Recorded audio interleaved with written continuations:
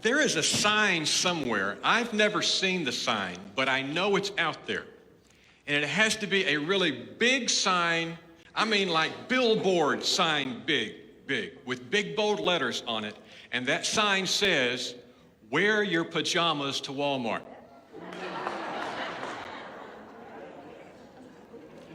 I had to pick up a few things this week, and it required me to make a trip by Walmart, fully expecting to see the pajama brigade there. And as I'm getting out of my car, walking in, a lady is coming out, and she's in sweatpants and a sweatshirt. They match, black pants, black shirt. Not bad, looks pretty good. And as I'm walking down there, she's got her cart, and as she gets closer, I can see that the shirt has something written on it. There's actually a picture on there, big, bright, white letters. And the closer I get, what I see is on the top of her shirt, it says, "Best Day Ever." And underneath "Best Day Ever," you've seen in these little outline pictures, it's Jesus with the crown of thorns on his head. Now I thought, what a tremendous testimony on her shirt. Best day ever. The day that Christ went to the cross, he had the stripes on his back, the nails in his hand, that crown of thorns on his head, and he paid for our redemption, paid the penalty for the sins of humankind, and she is testifying to that on the shirt that she is wearing. Black shirt, black pants, matched. And as I got closer, I saw there was something written on the pants as well. If this said "Best Day Ever" with the cross and with the Jesus and the crown of his thorns, I said, what's on the pants? Cross, empty tomb, a dove. What matches this wonderful testimony on her shirt? And as she got to her car and pushed the cart to the side and began to unload, she turned and I saw what was on her pants. And it was, "What happens in Vegas stays in Vegas."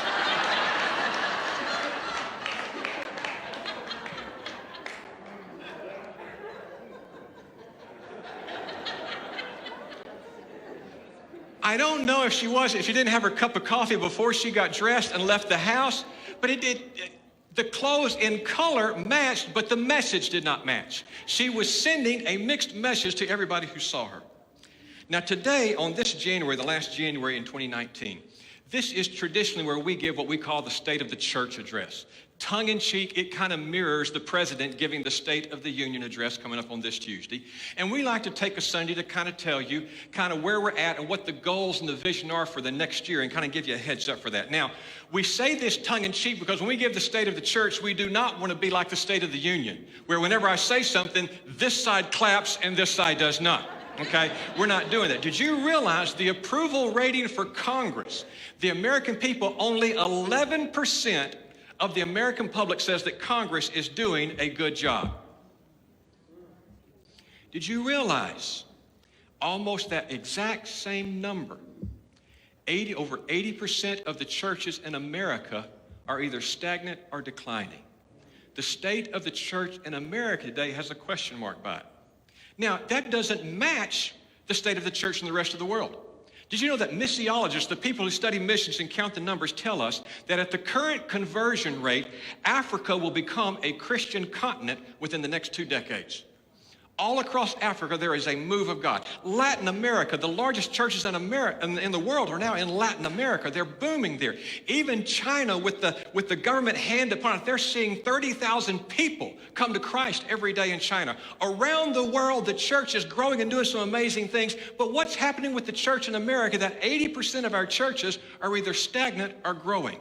What I'd like to submit to you today for the state of the church in 2019 as America is that our pants and our shirt does not match. We are sending a mixed message. Now, as a result of what happens and the things about the church, specifically, what do we want to look at today? I want us to look at unity. Specifically, I think the problem in America today is this. We don't look like the book. This is what guides us, this is what directs us, this is what we hold in high esteem. And a lot of times when the people in our society look at the church, they don't see what we should be reflected in here.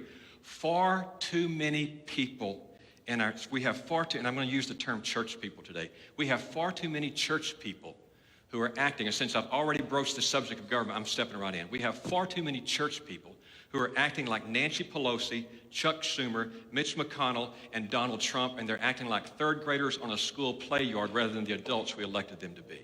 Now, you can say amen to that, it's okay. The problem is with the church in America and our Congress and our government is that we don't know how to act according to the principles that are before us. Now, there are two specific scriptures I want us to look at today as we talk for a little bit about the church in America and what we can do to improve it, and then look specifically at what God has called us and where we're going for the next couple of years. And the thing I want us to understand is that unity comes out of congruency. Now, you may remember your geometry class when you were in there, and they talked about congruent angles. That means angles that matched. They were the same. If you had congruent angles, the shirt and the pants would match. They were in agreement. They were compatible in that aspect. So in other words, they sent the same message. Our shirt and our pants for the church of 2019 need to match. Now, what are we going to call our shirt today? The first verse we're going to look at comes from John chapter 13. Jesus says, "A new commandment I give you, that you love one another just as I have loved you, you also are to love one another. By this, all people will know that you are my disciples if you have love for one another. They will know you are Christians, not because you show up on a sunny Sunday when you could be down at the lake or the beach. They will know you are Christians, not because you raise your hands in worship. They will know you're Christians, not because you clap your hands in worship. They will know you're Christians, not because you put money in the bag when it goes by. They will know you are Christians by the love you have for one another, the people in the room." And when that love is absent, that unity is absent. And the breakdown of the church, Tom Rainer said this, the breakdown of church unity is one of the most critical problems in our churches today. Now, who is Tom Rainer? Tom Rainer used to be the head of Lifeway, and he's a church consultant. Matter of fact, a couple months ago, we went through the book, I Am a Church Member. Tom Rainer wrote that book and several other books on the condition of the church in America today and how to resolve it and what the problems are. And he says the breakdown of church unity is one of the most critical problems in our churches today. As a matter of fact, Tom Rainer also wrote an article about church people. Now, let me clarify church people for a second, because I'm not just picking on the church. I love the church. I have loved the church all my life. I love being a pastor. I love pastoring this church. So I love church. But every group has their people. If you work at the mall, there's mall people. If you work at the refinery, there's plant people. If you're an educator, there are school people. You work in a restaurant, there's restaurant people. There's always some people everywhere who don't really catch it and aren't really a part of making things better. But Tom Rainer wrote an article called 14 Reasons for the Breakdown of Church Unity.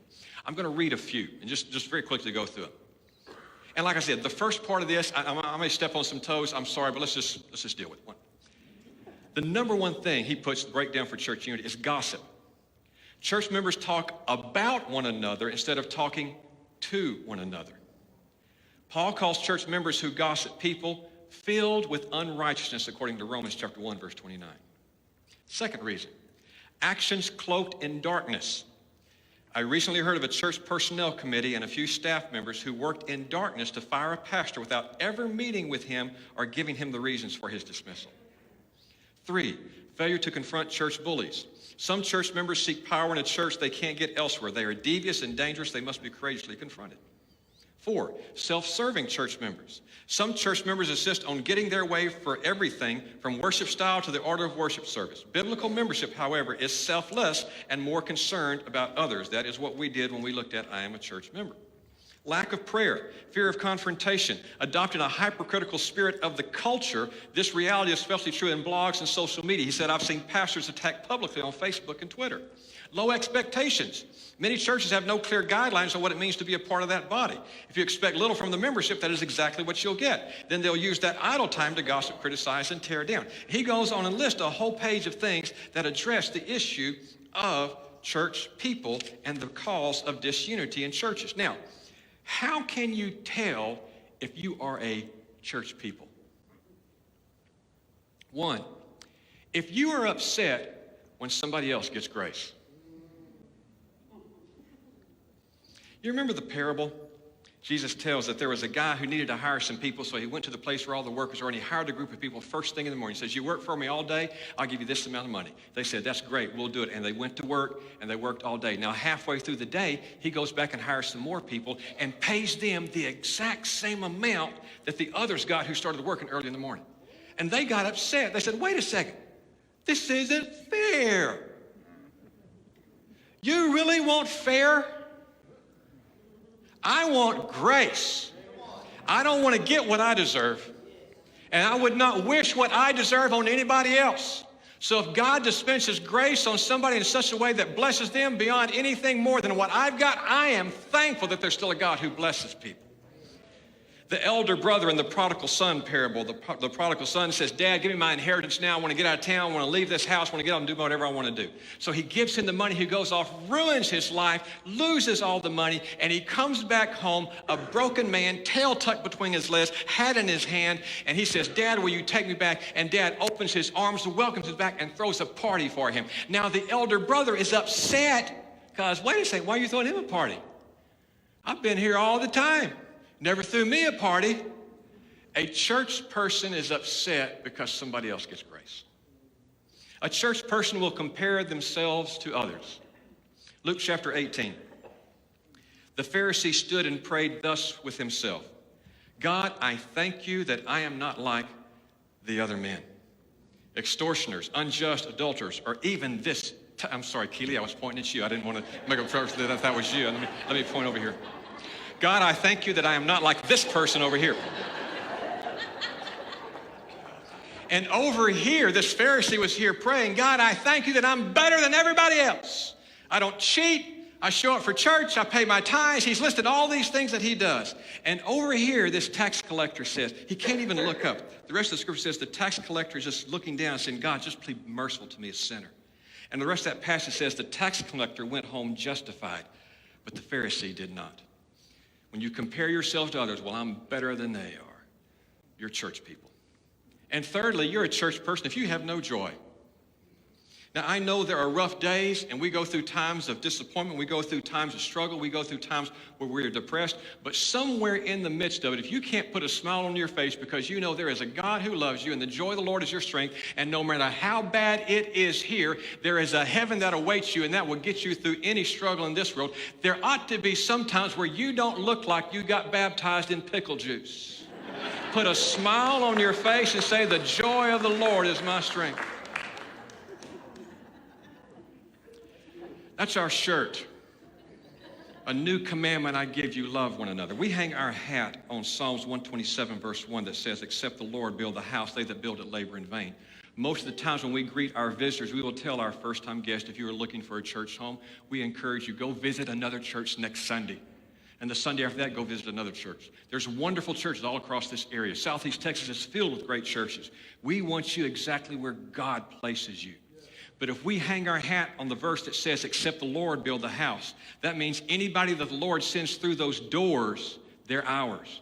And it becomes our responsibility to love them, grow them, put our arms around them, and help them mature. You know the reason why a whole lot of churches are not growing? They don't want to deal with the mess. And when you have a baby, and you bring your grandson up to get dedicated, and you take him in your arms, and he starts crying like a wild banshee. You got babies, you got mess. You got to change some diapers. There's some other problems. You got to teach them how to eat. There's a whole line of things there.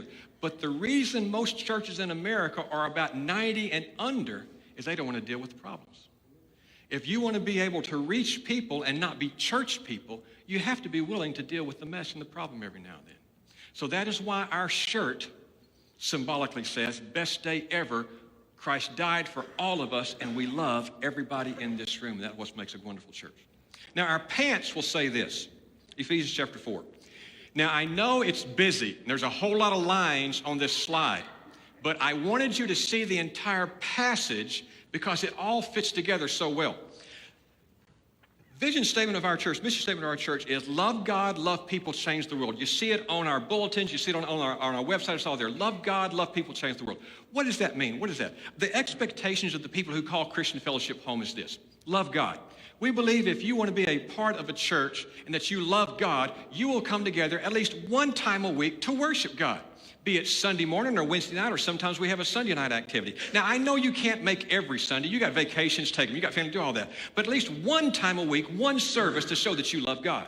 Love people. One small group. School of the Bible class, the life groups that we're signing up for out there. Find some place where you're not just one big little cog in the big room, but you get down and there's some people that you begin to know by name and they know you by name. So one service, one small group, change the world, one ministry. One service, one small group, one ministry. You can serve somewhere. And a lot of times, and we started this last year, we're getting rid of the word volunteer. We want you to serve where your passion is. But we want you to do something in one service area where you have an effect on your corner of the world. So love God, love people, change the world means one service, one small group, one ministry. Now, Ephesians chapter 4, I'm moving from the aspect of the state of the church in America today and what the problem is to where we are at Christian Fellowship here today, end of January 2019, and the direction we want to take to shape this next year and the years to come. Paul says, and he himself, Jesus, gave some to be apostles, some prophets, some evangelists, some pastors and teachers. Why did Christ give these gifts to the church? Why did he give them to the church? Why did he give an apostle? Why did he create the office of pastor and teacher? For the equipping of the saints, for the work of the ministry, for the edifying of the body of Christ, till we all come to the, what's the next word? Say it out loud. Unity of the faith and of the knowledge of the Son of God, to a perfect man, to the measure of the stature of the fullness of Christ. Now, he gave pastors and teachers, prophets, evangelists, for all that, for what? For the equipping of the saints, do the work of the ministry, for the edifying of the body, till we all come to the unity of the faith. Okay? That's why I'm here. That's why Andy's here. That's why Lane is here. Not to show you the things on the visitor board out there on the videos. We're not sure why Jonathan is here yet. Leanne is here. We are all here. Edifying of the body, work of the ministry, equipping the saints till we all come together in the unity of the faith. That's why we're here. Verse 14, that we should no longer be children, tossed to and fro and carried about with every wind of doctrine, by the trickery of men and the cunning craftiness of deceitful plotting. But speaking the truth in, what's the next word? This new commandment I give you, that you love one another. Love and unity go hand in hand. You cannot have one without the other. Speaking the truth in love may grow up in all things into him who is the head, Christ, from whom the whole body joined and knit together by every joint supplies according to the effective working by which every part does its share. Some of this is connecting with everything we've been talking about. Causes growth of the body for the edifying of itself in love. So our shirt and our pants will match when we do these things. Now, let me take you in, and let me just stop and apologize for you who are visiting here today. Maybe you're looking for a church home. This is not the typical sermon. This is kind of the families gathered around the table this morning. We're going to talk a little bit about what the family's going to be doing for the next couple of months, next couple of years. I encourage you to come back and visit another Sunday. This year, 2019, we are starting a 3-year plan based on Ephesians chapter 4, verse 11. And what we want to do over the 3 years is get to where we are fulfilling what Paul, through Jesus, intended for the church to be. That the gifts of the church, the apostle, prophet, evangelist, pastor, and teacher, that we are equipping, edifying, and working in the ministry so that we're all built up in the unity of the faith. Now, that being said, the very first year, like I said, this is a 3-year plan. I'll talk a little bit more about it. The very first year, in all honesty, does not affect you at all. 2019, we're focusing our attention on the pastoral staff of the church because we realized in order to do this, we were not ready to do that. I'm sitting there thinking, I guess I could make a shot at how to become an equipping pastor, but I really don't know how to effectively do that.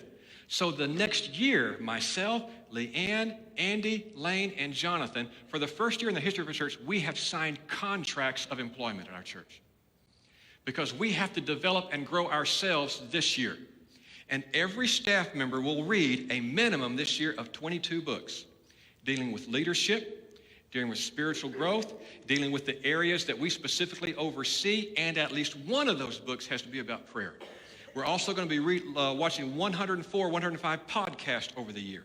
This year is to get the pastoral staff ready to become equipping pastors to carry on what's going to happen in the second year and the third year.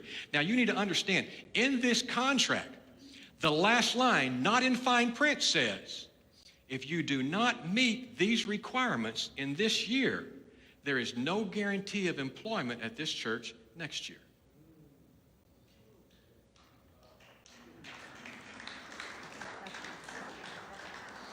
This is why we have started several months back saying we're not using the word volunteers anymore.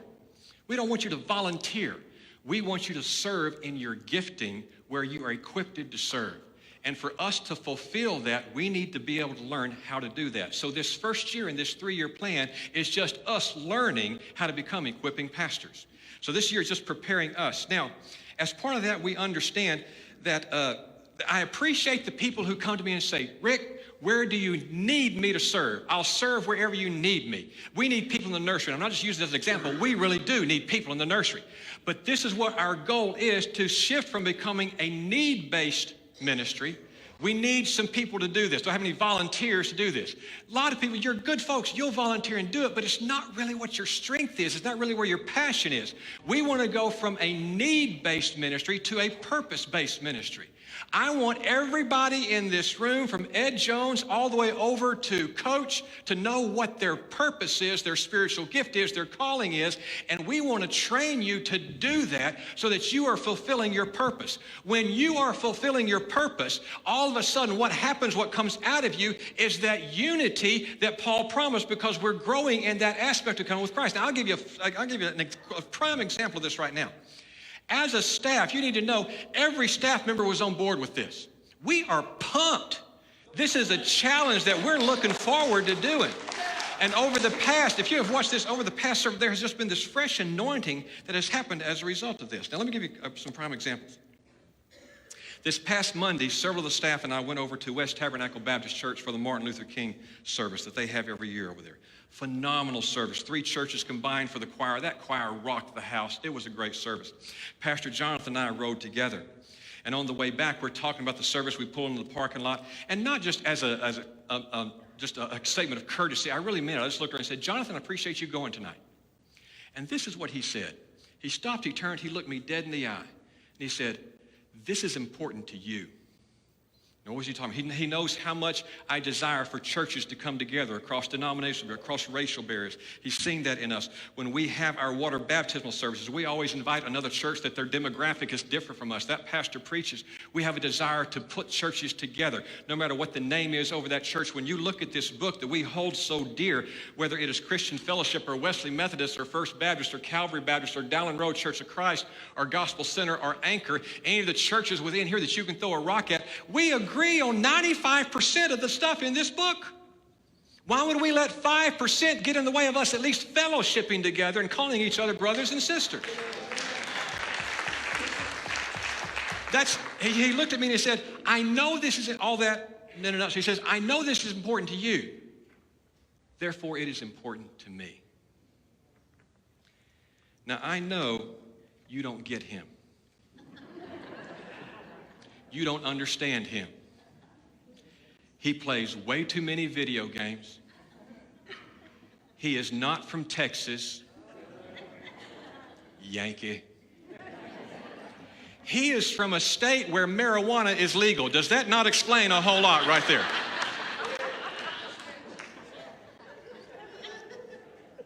But the fact that you don't understand him doesn't change this fact and the unity and the bond that is between myself, Pastor Jonathan, Pastor Andy, Pastor Leanne, and Pastor Lane. And I tell you this with all humility in my heart. If you put a target on the back of one of my staff, you are walking on the fighting side of me. And if you want to see Papa Bear's claws come off, if there is a problem, church people, there is an appropriate way to do it. Matthew 18 lines that out. We don't talk about one another. We go talk to each other. You bring it to me. We sit down face to face. We work it out. And every time that has happened, it has worked out just the way it should. We maintain the unity by doing what that book tells us. Now, with all that said, knowing that we've got a 3-year plan, and that 3-year plan involves developing you into your leadership and your gifting, let me just very quickly kind of wrap this up for just a second here. This next picture is what Christian Fellowship was 15 years ago. We began our 16th year of ministry this year. I preached the first service in Christian Fellowship. And that actually was not our first service. Our first service, we didn't have those ugly, brown, uncomfortable plastic chairs. We still have those chairs, by the way. They survived Harvey. They survived Rita. That building was destroyed by Rita. They have survived Ike. If there is a nuclear disaster, those plastic chairs will still be back in that closet. Our first service, we had to bring lawn chairs to sit in. We didn't have anything special. What we had was unity. And from 60 people, we went to 600 because there was unity in the house. And you don't have to be the best pastor in town. You don't have to have the best music in town, a light show, anything of that nature. What you have to have is unity in the house. And you guard that peace. And when you have that, some amazing things will happen. Did you know, I don't know if you've watched this or not, literally in the past 6 to 7 months, attendance in the children's church has doubled. There's unity in the house. Now, not because the Chinese church. Now, for those of you who don't know, we host a Chinese church on Sunday morning. The adults meet in the chapel. There's a service in Mandarin, and there are children in our nursery and our children's church. But even before those wonderful Chinese children we got attending, children's church had doubled in attendance. Unity in the house. Did you like the song we sang this morning, I Live to Worship You? Raise your hand. Did that not? Did you know Andy wrote that song? About 4 or 5 months ago. In the midst of where we're at. See, when you're in unity, when you walk in unity, there's some amazing things that happen. Now, it looks like we got it right this morning. 5 of the last 7 services, the ushers have had to go pull out chairs because the crowd was too much. Every week we've brought in more chairs, added another row, added another row, and added another row. It looks like we got a little bit down here. But you got to know, understand, looking around, this happens. Whenever you reach 80% of your seating capacity in a church, your first-time guests do not feel comfortable and they won't come back. To be a first-time guest in a church is intimidating. I don't care if you are church people or not. The first time you show up for a church, you're a visitor there, it's intimidating. You don't know what they're going to do. Is he preaching a sermon today? Is he just talking? You don't know what's going on. It's intimidating. So we like to make sure we give them plenty of room. As a result of that, we've kind of had to work with ushers to establish a new policy that the chairs we put along the back row, we kind of want to keep those open for our visitors. Imagine if you're a family, mom and dad with 2 or 3 children, and you're not real sure, and you arrive, we start at 10:30, they get here about 10:35, 10:37. We're already standing up singing. Would it not be easier for our ushers to just, hey, we've got these seats right here against the back wall, rather than take a first-time guest and bring them down, and you have ushers going, I've got 3 for non-smoking right here. If you bring them down, put them right here. That guest is not coming back because they have just been, everybody in the room is looking at them now. So we've got that back. And if a mom gets a call from the nursery to go get the child, she can just sit in the back row rather than coming all the way down to the front row and disrupting the service. So we kind of like to keep those chairs on the back row for our guests and things of that nature. So we've got all this. Now, you've also got to understand, once we're hitting this seating capacity, you've probably had the same thought that Andy and I have had. We are close to going back to 2 services. Now, I know some of you are excited by that, and some of you are like, man, I like one service. I like everybody there. I know why a whole lot of people like the one service. Because you like the energy in the room, you like the juice that is in the room, and if we go to 2 different services, all the people with no energy are going to be in the same service. What you need to do is learn how to clap your hands, raise your hand, and say amen every now and then, get a little juice in your worship.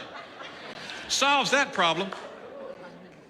But Andy and I were looking at, if we erase this aisle, and if we erase this aisle and we go to 4 sections rather than 6, we take these 2 sections and we kind of bend them with an arc, we can put about 50 or 60 more seats in the sanctuary. Now, I don't know if that becomes more uncomfortable because you lose an aisle and you got to step over people's feet, but you understand what happens when you're in unity.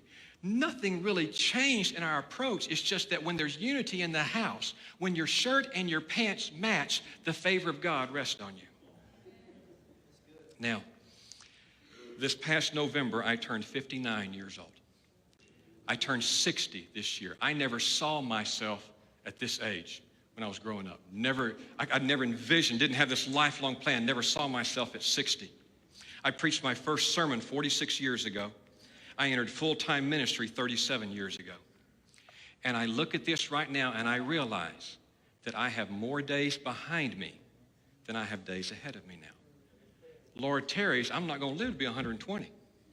I have climbed that hill, and I'm going to leave it there.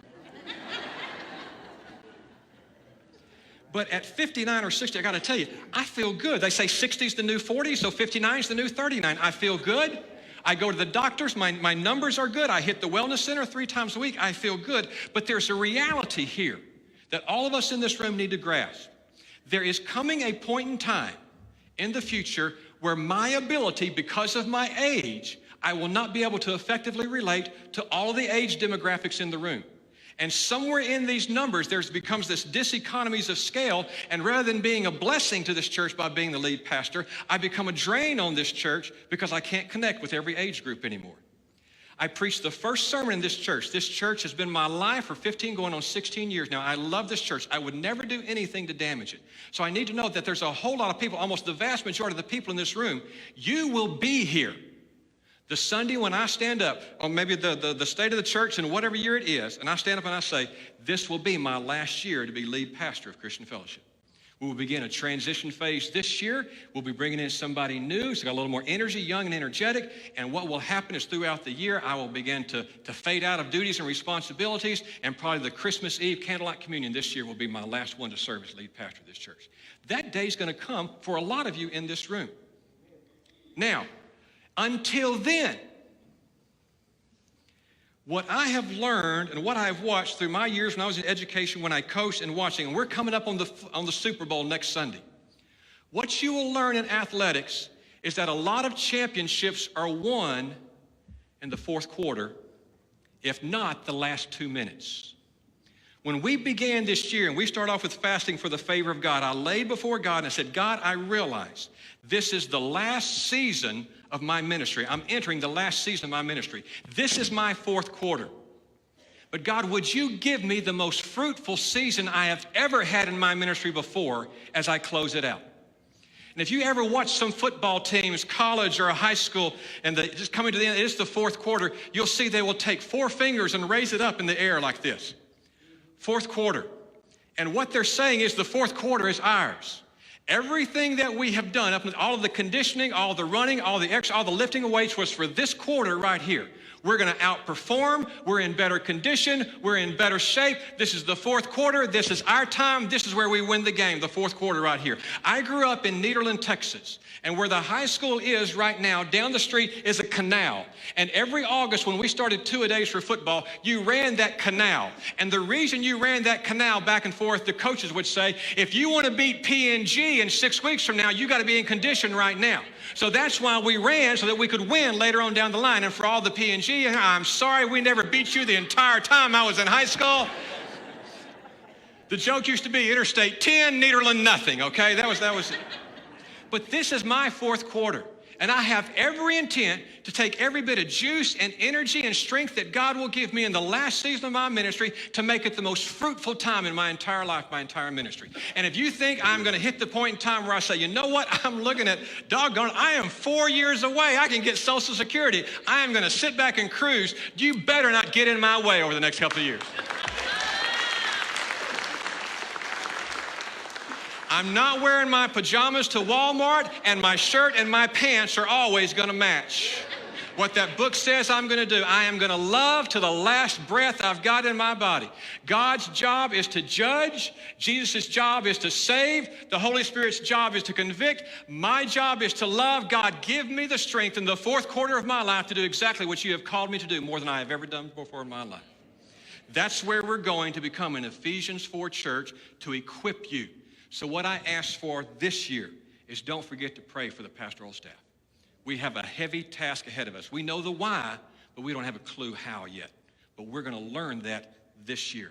And over that point in time, as we walk together in unity, as we match in what that book says we are and what we do, just sit back and watch God do amazing things. You with me? Stand with me.